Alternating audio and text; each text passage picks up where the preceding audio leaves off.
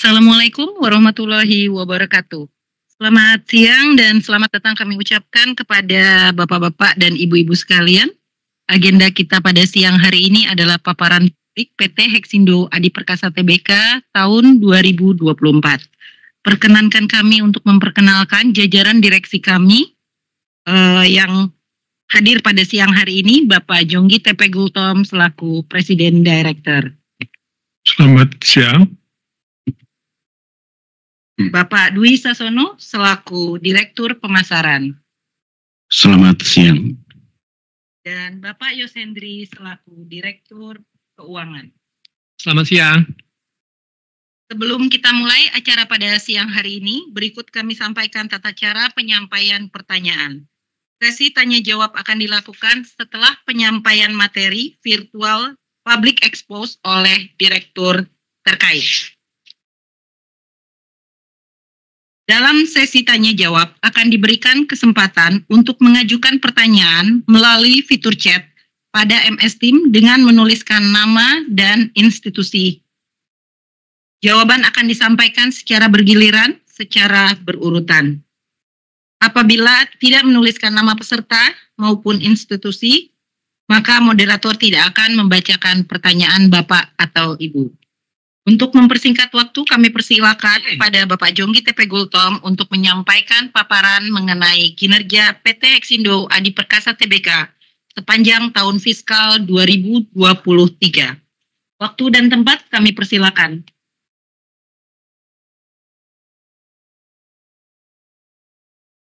Pada awal kenaikan mendasar 9 mengenai yang berkata didirikan pada tanggal 28 November tahun 88.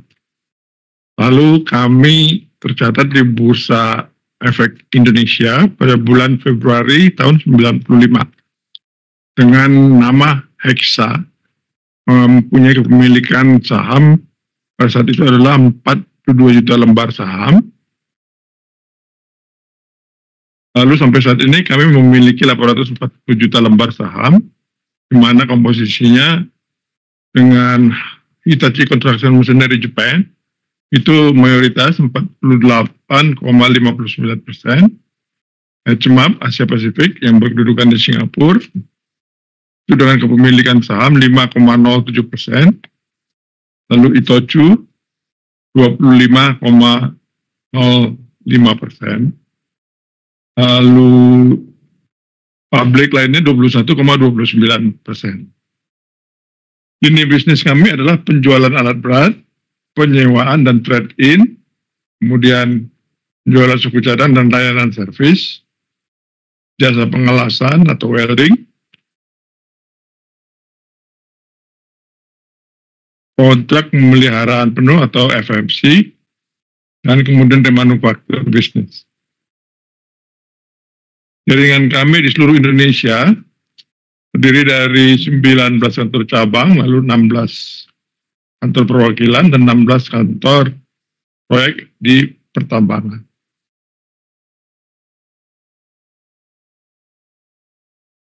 Jajaran top manajemen PT Hexindo Adi Perkasa Tbk terdiri dari Yasumasa Zaizen sebagai direktur, Nobuyasu Hagiwara sebagai direktur, Jonggi Gultom sebagai direktur, Bapak Yosendri sebagai direktur. Kemudian Bapak Dwi Sasono sebagai direktur, Heruka Rahasi sebagai direktur, dan ada 3 orang non-resident direktur, yaitu Maji Masan, Yoshida San, dan Tanaka-san. Jajaran Dewan Komisaris adalah Bapak Haridanui dan Bapak Toto Wahyudianto.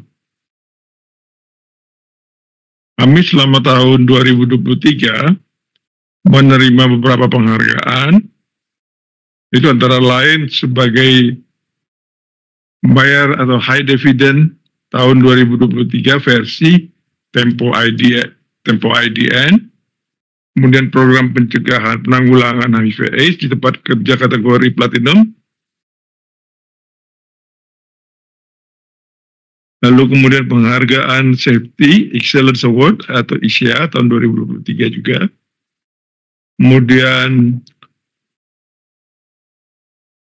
penghargaan nominasi perusahaan terbaik 2023 untuk kategori perusahaan modal dalam negeri dengan skala menengah atau mid cap. Kemudian penghargaan Mitra Bakti Husada 2023 kategori K3 perkantoran dan gerakan pekerja perempuan produktif atau GP2SP pada Desember 2023. Dan banyak lagi beberapa penghargaan yang kami tidak dapat sebutkan di sini. Lalu kemudian kinerja keuangan akan dijelaskan oleh Bapak Yos Hendrik. Kepada Bapak Yos Hendrik, yang persilakan. Oke, terima kasih Pak Jonggi. Saya akan menyampaikan kinerja keuangan perusahaan. Di sini, di slide ini ditampilkan summary financial income dan financial position dari financial year tahun 2018 sampai financial year yang terakhir 2023. Perlu Bapak-Bapak ketahui bahwa untuk PT Hashim Adi Perkasa kita menggunakan tahun buku April Maret. Di financial year 2023 perusahaan berhasil mencatat penjualan bersih 612,3 juta US dollar. Rekor penjualan bersih ini sedikit di bawah penjualan tahun sebelumnya, yaitu 630,4 juta US dollar. Laba kotor di tahun finansial year 2023 kita berhasil membukukan 138,3 juta US dollar dengan margin laba kotor sekitar 23%. Kemudian kita mencatat laba usaha sebesar 77,2 juta US dollar. Untuk laba bersih setelah pajak kita mencatat 55,7 juta US dollar. Laba bersih per saham kita mencatat 0,066 US dollar per lembar saham. Untuk financial position, jumlah aktiva di financial year 2023 untuk tahun yang berakhir 31 Maret 2024 kita mencatat jumlah aktiva 409,4 juta US dollar. Ini signifikan turun dibandingkan tahun sebelumnya, yaitu 463,3 juta US dollar. Lancar 343 juta US dollar, aktiva tidak lancar 66,4 juta US dollar. Jadi perlu saya tambahkan di sini untuk aktiva lancar signifikan terdapat penurunan, yaitu dari account receivable dan inventory. Kemudian untuk aktiva tidak lancar di sini ada sedikit peningkatan. Hal ini dikarenakan kita mengembangkan bisnis baru, yaitu rental. Jadi investasi terkait dengan mesin rental meningkat. Kemudian total kewajiban 230,2 juta US dollar. Kewajiban lancar 215,2 juta US dollar. Kita mencatat ekuitas sebesar 179,1 juta. Untuk modal kerja untuk financial year 2023 tahun yang berakhir 31 Maret 2024, net working capital kita mencatat 127 juta US dollar. Oke, next slide.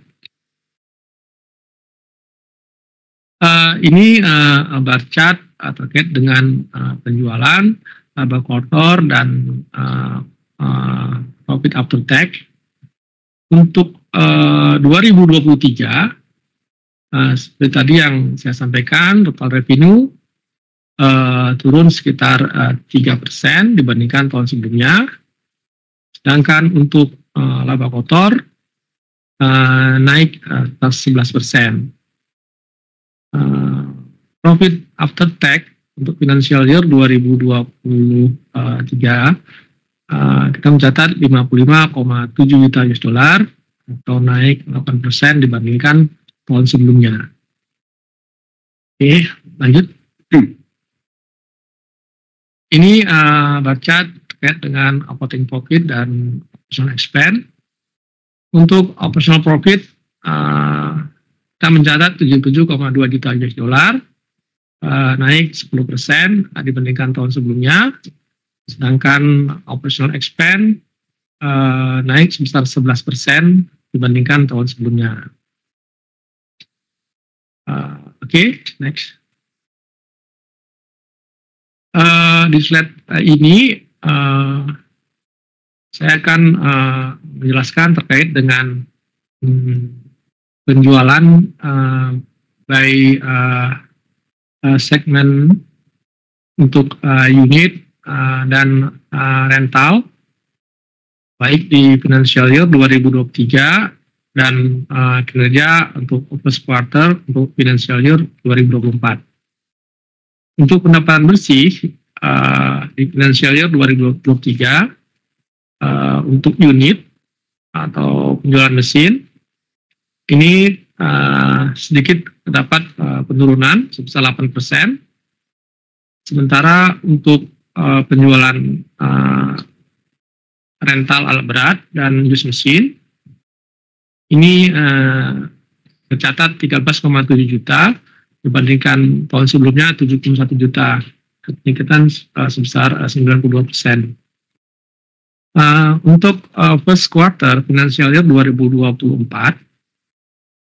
penjualan unit memang sedikit mengalami penurunan, ada sekitar 51% dibandingkan tahun sebelumnya. Untuk penjualan rental ada kenaikan sebesar 7% untuk yang kinerja first quarter financial year 2024. Next. Di slide selanjutnya ini penjualan terkait dengan segmen penjualan spare part dan service dan maintenance. Untuk penjualan spare part di financial year 2023 memang sedikit ada penurunan sebesar 4%, sementara pendapatan dari servis dan pemeliharaan meningkat sekitar 20%. Untuk kinerja first quarter financial year 2024, untuk penjualan spare part sedikit ada penurunan sebesar 18%, demikian juga dengan penjualan servis dan pemeliharaan juga turun sekitar 10%. Perlu saya sampaikan di sini, untuk kinerja di first quarter financial year 2024, penjualan memang sedikit lumayan turun dibandingkan tahun sebelumnya. Hal ini disebabkan oleh beberapa faktor. Salah satunya ya kita di tahun pemilu, kemudian ada beberapa polisi yang telah diterbitkan oleh pemerintah, terutama di sektor mining mengenai royalti, kemudian harga batu bara juga mempengaruhi.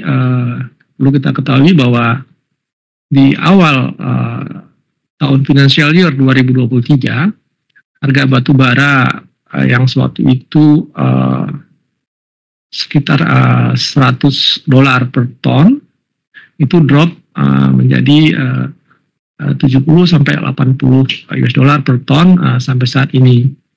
Kemudian terkait dengan royalti polisi yang telah ditentukan oleh pemerintah menaikkan royalti terutama untuk batu bara yang sebelumnya untuk IUP, pemegang IUP, royalti sebesar 3-7%, berdasarkan peraturan yang baru itu menjadi 5-7%. Untuk IUPK juga terdapat kenaikan signifikan, sehingga untuk pengusaha-pengusaha batubara dalam hal ini melakukan upaya efisiensi dalam hal operasionalnya, termasuk juga efisiensi dan penghematan dalam maintenance dan pemeliharaan alat berat.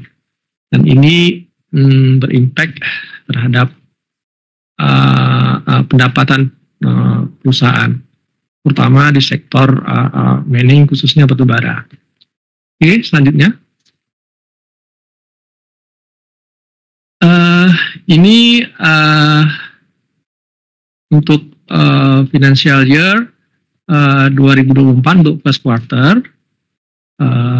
Di tabel yang di bawah bisa dilihat untuk total revenue first quarter kita mencatat 91,5 juta US dollar.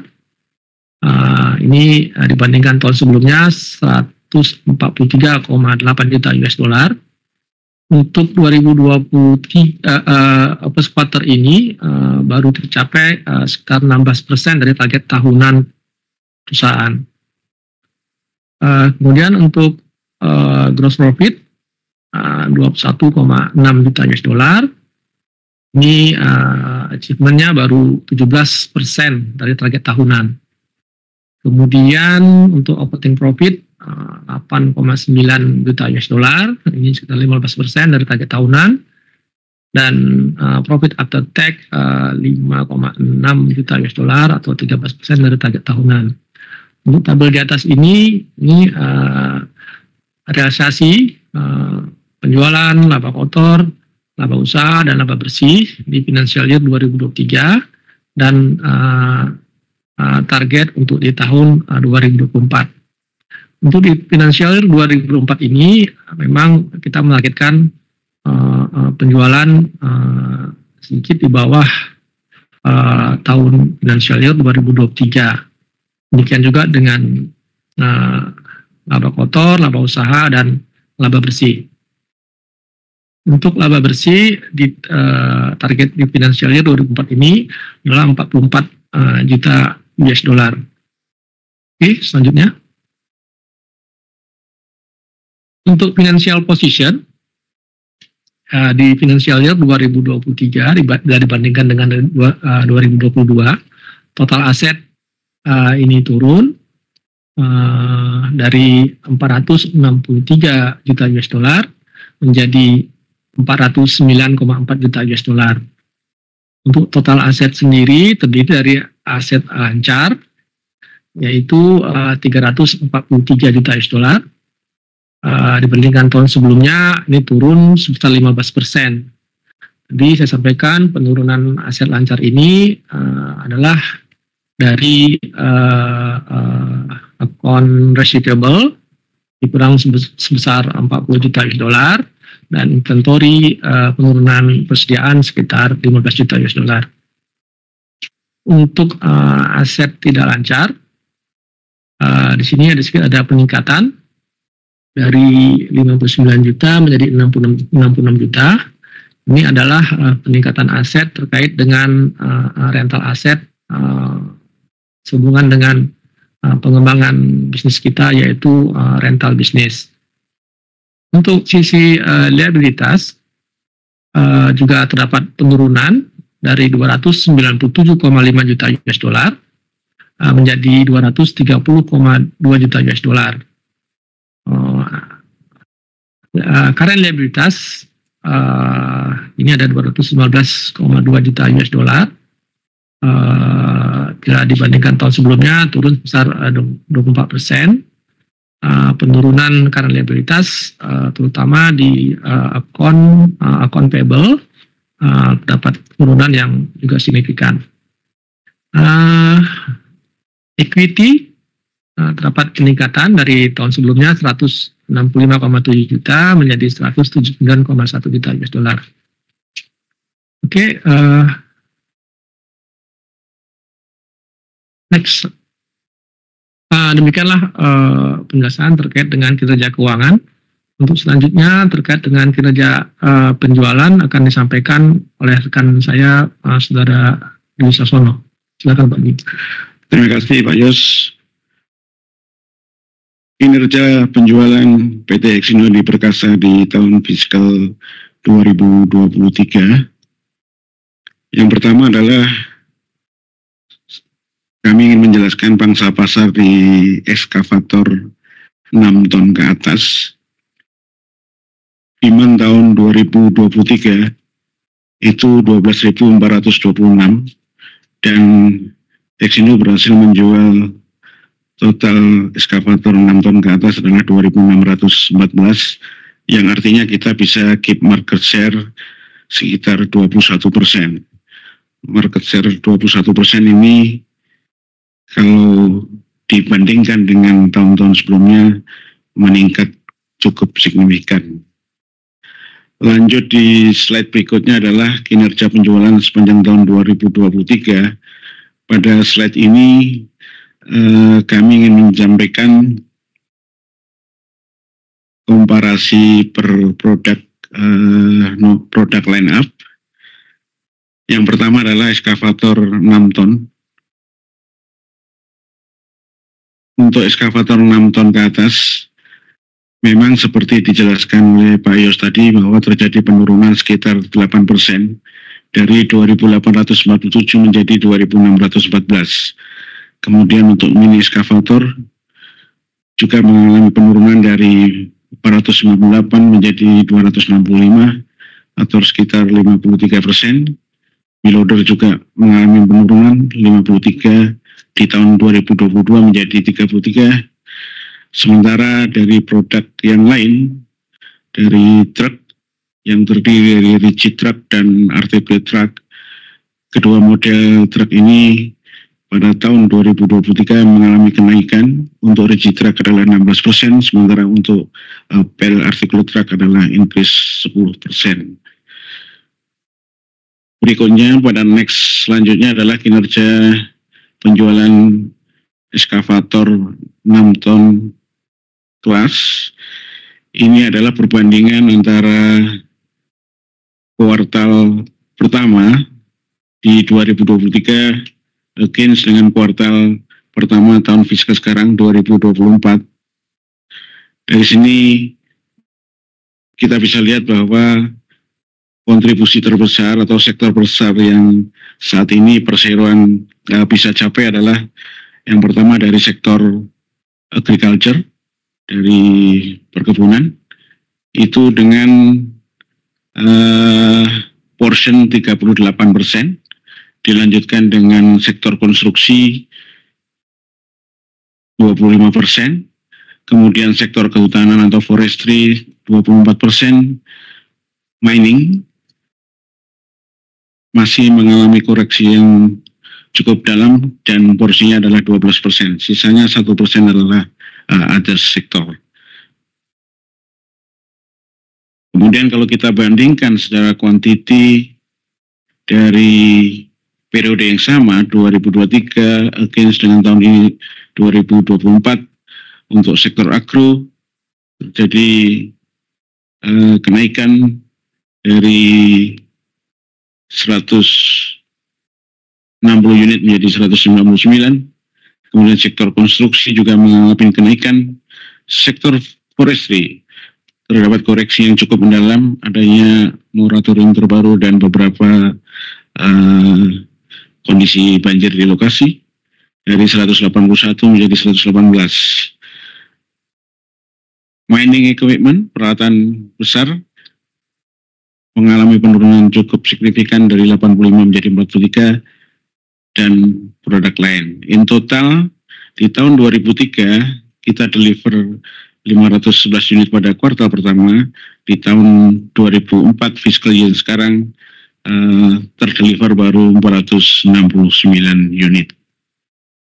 Berikutnya adalah rencana bisnis yang akan dilakukan oleh perseroan di tahun 2024 adalah kita melanjutkan untuk melakukan launching produk baru.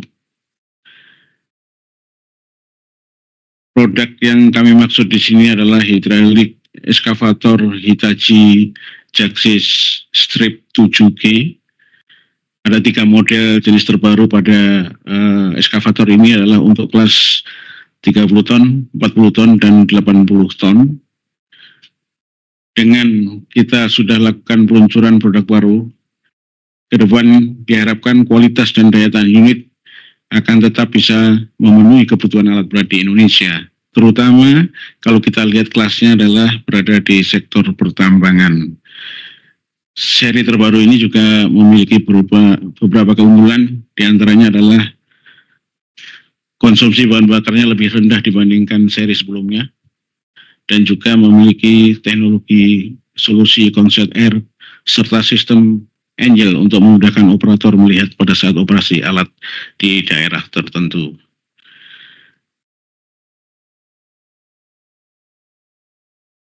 Di luar dari launching produk baru strip 7G untuk eskavator, kita juga memiliki khusus bulan lalu, bulan Agustus, selain strip 7G kita juga memiliki edisi spesial. Ini memang dimaksudkan bahwa filosofi Hitachi dengan fungsi diagonalnya akan terus melakukan kenaikan mutu maupun pelayanan. Berikutnya, kita juga akan melakukan bisnis baru di varian truk. Truk di sini mungkin kami sedikit ingin melakukan klarifikasi terkait dengan perizinan yang tadi pagi sudah sama-sama kita peroleh, sama-sama kita ketahui bahwa mobil atau truk di sini adalah bukan kendaraan biasa, dalam arti varian ini adalah tetap masuk kategori heavy truck, jadi truk yang memang diperuntukkan untuk di alat berat. Jadi dengan adanya penambahan lisensi KPLI 45201, kami berharap bahwa kelanjutan varian truk yang selama ini sudah kita jual di pasaran dengan kondisi off-road, kita akan bisa lanjutkan untuk memenuhi kebutuhan pasar di sektor jalan raya atau on-road. Target daripada penjualan truk terbaru ini adalah selain sektor tambang, kita juga akan memasuki sektor logging atau forestry. Dari sisi penjualan dan rencana bisnis baru 2004 seperti yang sudah kami sampaikan, berikutnya adalah apa yang sudah dilakukan oleh perusahaan terkait dengan corporate social responsible yang kembali akan disampaikan oleh Pak Jongki Gautam. Silakan, Pak. Terima kasih Pak Dwi atas penjelasannya. Ada beberapa kegiatan yang kami lakukan di tahun 2023, yaitu edukasi mengenai lingkungan dan sanitasi. Ada beberapa daerah yang kami lakukan edukasi lingkungan dan sanitasi, antara lain di Sumatera Barat, di Padang, di Jakarta, Situgunung, dan beberapa tempat lainnya. Itulah yang dapat kami lakukan, kami laksanakan pada tahun fiskal 2023 yang lalu. Ya, demikian kegiatan CSR yang dapat saya sampaikan. Selanjutnya kami menyerahkan kepada Ibu Korporat Sekretari, Ibu Linda.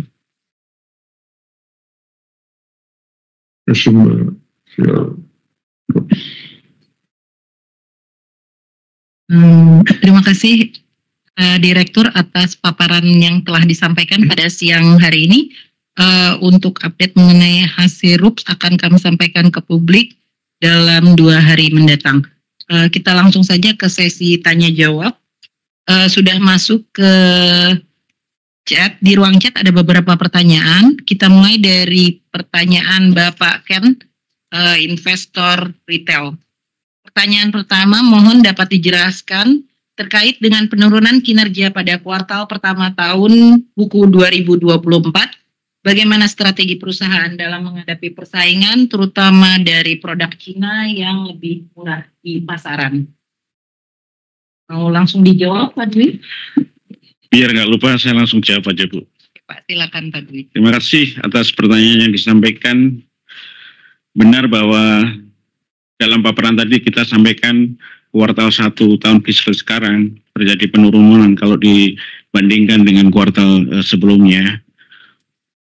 Itu yang utama adalah penurunan itu terjadi di sektor tambang, di mana harga batu bara, sebelum saya menyampaikan harga batu bara, adalah penurunan di sektor tambang ini cukup signifikan, sekitar 30%, di mana faktor utama adalah bahwa harga batu bara ini terus menurun, baik dari domestik maupun perdagangan energi global. Ekspor batubara Rusia juga mengalami peningkatan volume ke Tiongkok dan India. Di sisi lain juga adanya larangan dari Uni Eropa atas limitasi atau batasan batubara Rusia. Itu yang terjadi di sektor pertambangan. Kemudian selain sektor pertambangan yang memberikan dampak penurunan dari penjualan adalah sektor kehutanan. Sektor kehutanan ini dari analisa yang kami lakukan dan kunjungan di beberapa project owner di sektor kehutanan, tahun 2024 ini moratorium untuk melindungi pohon atau HTI atau kayu yang untuk dipanen itu benar-benar dibatasi dan tidak diperbolehkan untuk dilakukan panen yang diameter kayunya di bawah 4,5 meter. Hal lain selain masalah tersebut adalah juga adanya banjir di beberapa titik lokasi HTI sehingga menyebabkan jalan tidak bisa diakses, kemudian peningkatan stok, dengan demikian produksi secara keseluruhan menjadi lebih rendah. Sebagaimana upaya kami dalam mengejar sisa target di 2024 adalah kami akan terus meningkatkan penjualan di sektor agro, perkebunan kelapa sawit yang secara historis merupakan pasar kekuatan kami.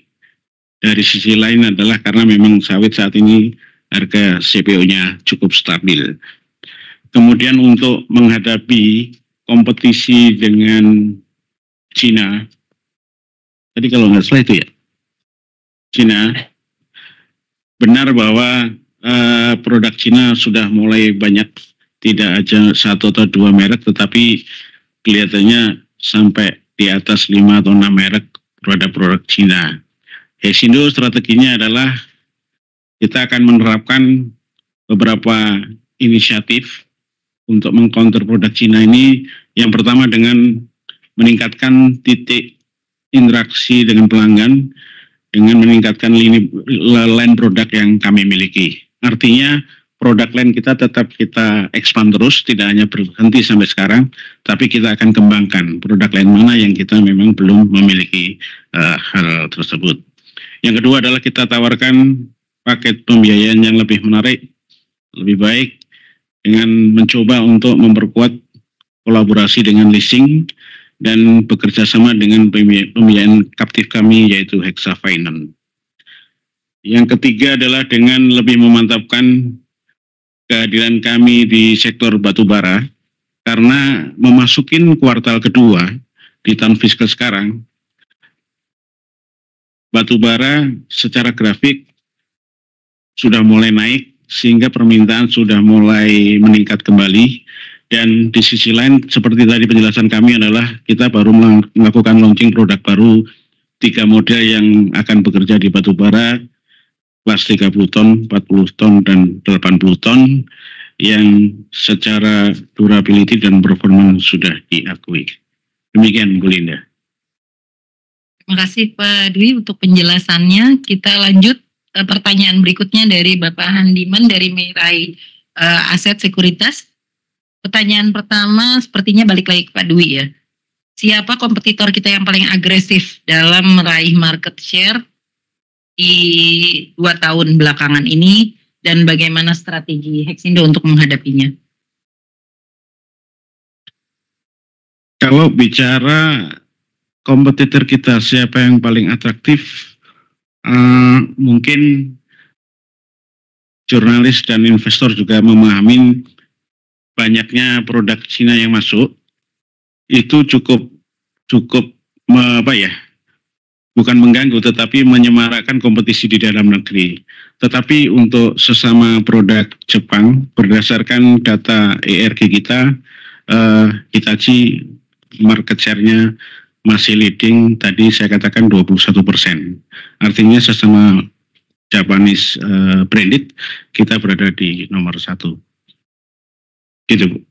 Jadi kompetisinya cukup ketat karena selisih dari market share juga tidak terlalu banyak, 21%, 19%, dan baru di bawahnya lagi. Kita berada di atas.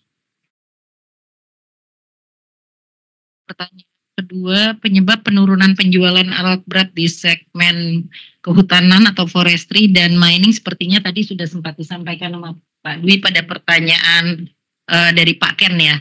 Jadi kita skip untuk pertanyaan nomor 2. Kemudian kita lanjut bagaimana proyeksi untuk penjualan alat berat sepanjang Juli sampai dengan Desember. Apakah Hexindo memperkirakan akan terjadi peningkatan penjualan alat berat? Juli sampai Desember berarti kuartal 2 dan kuartal 3. Ya, berdasarkan riset kami dan melakukan audiens dengan para pemilik proyek, optimis kuartal 2 dan 3 akan mengalami peningkatan. Seperti tadi Bapak sampaikan bahwa kecenderungannya harga batu bara mulai meningkat ya Pak ya? Di antaranya. Kita optimis ya Pak. Yep. Kita lanjut pertanyaan ketiga terkait dengan keuangan, yaitu kenaikan hutang bank yang terjadi semenjak dari bulan Desember tahun 2022 dan menyebabkan kenaikan beban bunga bagi Hexindo. Apakah ini tujuan penggunaan dananya Pak? Kalau boleh dijelaskan lebih lanjut, dan kapan diperkirakan bahwa hutang banknya Hexindo bisa diturunkan? Oke, terima kasih atas pertanyaannya terkait sama Bank Loan. Ya, memang semenjak 2 tahun terakhir terdapat kenaikan dalam hal hutang bank. Hal ini dikarenakan atas kebutuhan working capital, terutama adanya kenaikan persediaan untuk mengembangkan bisnis perusahaan. Kemudian terdapat juga kebutuhan dana terkait dengan pengembangan bisnis rental. Kalau kita perhatikan, memang kebutuhan working capital untuk 2 tahun terakhir ini cukup besar. Jadi strategi perusahaan untuk saat ini untuk memenuhi kebutuhan working capital itu adalah pendanaan dari hutang bank. Kami akan terus berusaha mengelola, mengendalikan pembiayaan itu dalam hal yang lebih efektif dan mana yang paling efisien. Kita harapkan kita akan dapat memanage terutama persediaan ke level yang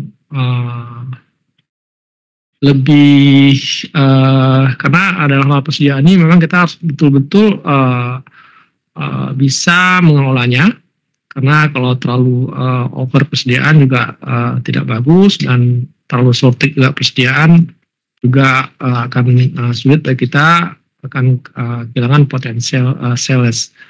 Jadi kami akan mengelola persediaan ini, kuncinya dengan sebaik-baiknya. Kita harapkan di tahun finansial 2024 dan tahun depan untuk Bank Loan ini akan kita kurangi secara bertahap. Demikian penjelasan dari saya. Terima kasih Pak Yos. Kita lanjut dengan pertanyaan dari Ibu Dewi, pemegang saham retail Hexindo. Tadi pagi kita tahu bahwa dividen payout ratio-nya turun 80% dari laba bersih. Bisa dijelaskan Pak, kenapa kebijakan dividen ini berubah dari tahun-tahun sebelumnya?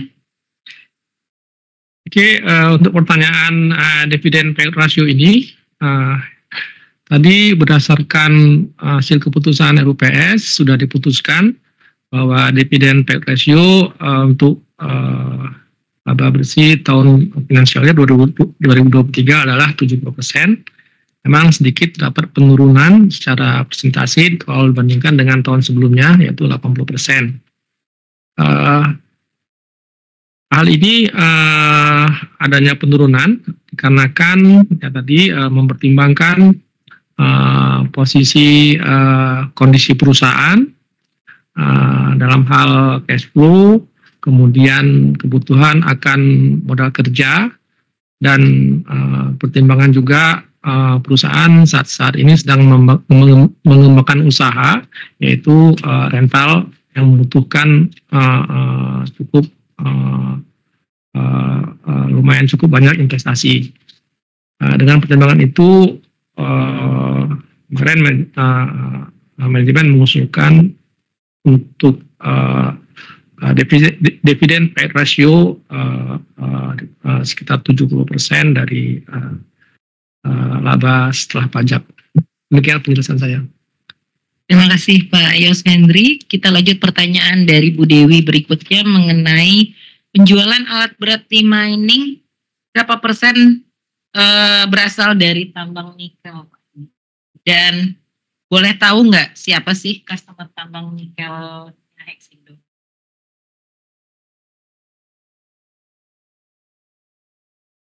Customer nikel Hexindo kurang, yang ditanya jumlah customer apa?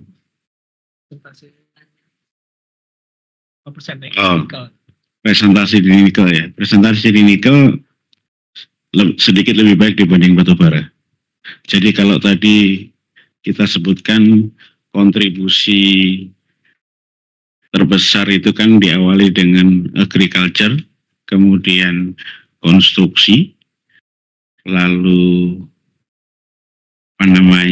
forestry, dan terakhir adalah mining. Mining adalah kalau nggak salah kurang lebih 12%. Jadi kalau saya katakan nikel lebih baik, itu komposisi pastinya memang kita harus lihat data. Tetapi kalau 12% itu nikel terbaik, berarti perkiraan sekitar 7%.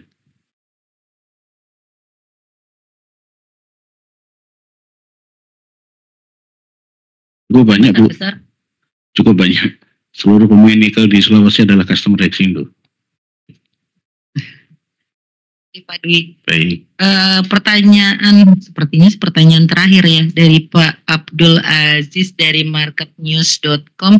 Ini tadi sudah sempat dijelaskan oleh Pak Yos Hendri terkait dengan penggunaan laba bersih tahun buku 2023 untuk pembagian dividen dan besarannya. Apakah ada pertanyaan lain dari Bapak Ibu?